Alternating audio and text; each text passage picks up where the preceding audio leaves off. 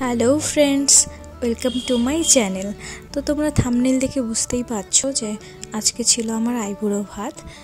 আর হ্যাঁ, আমি আইবুড়ো ভাত খেতে চলে গেছিলাম সোজা দির বাড়িতে। আজকে দির বাড়িতে আমার ইনভাইট ছিল আইবুড়ো ভাতের, আর আজকে সেখানেই আমার প্রথম পর্ব আইবুড়ো ভাতের সম্পন্ন হলো।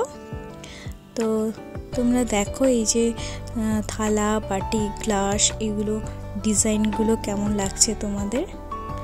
এই সব ডিজাইনগুলো আমার একটা বনু আমার জন্য স্পেশালি করেছে। আমার তো ভীষণ পছন্দ হয়েছে, ভীষণ ভাল লাগছিল, ভীষণ যত্ন নিয়ে বানিয়েছিল। তো আমার তো প্রথম থেকেই ভীষণ খুশি লাগছিল, কিন্তু সেদিন একটু মন খারাপও হচ্ছিল। তার পেছনে কারণ ছিল, আর সেটা হচ্ছে আমার ভাগ্নির শরীর একদমই সেদিন ভালো ছিল না, প্রচণ্ড জ্বর ছিল, তাই তার মধ্যে একটুখানি মন খারাপও ছিল। বৌদি আমাকে তার শাড়ি, গয়না সব কিছু দিয়ে সুন্দর করে সাজিয়ে দিয়েছিল। আর চদ্দি ভাই একা হাতে আমার জন্য অনেক কিছু রান্না করেছিল, আর সব সেখানে আমার পছন্দের খাবারগুলোই ছিল। তো আর ভীষণ টেস্টিও ছিল, অনেক কিছুই ছিল।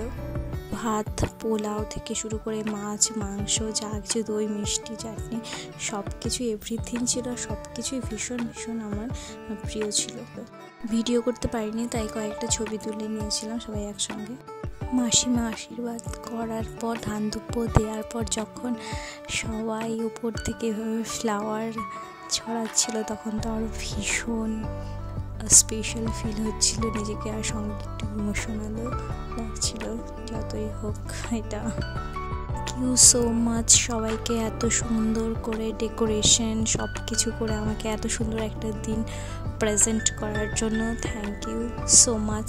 আর তোমরা অবশ্যই কমেন্ট করে জানিও আমাকে কেমন লাগছে, কমেন্ট করতে কিন্তু একদম ভুলো না। আর হ্যাঁ, অবশ্যই তোমরা এই যে ডিজাইনগুলো দেখছো কেমন হয়েছে অবশ্যই কমেন্টে জানাতে। Tata, love you all.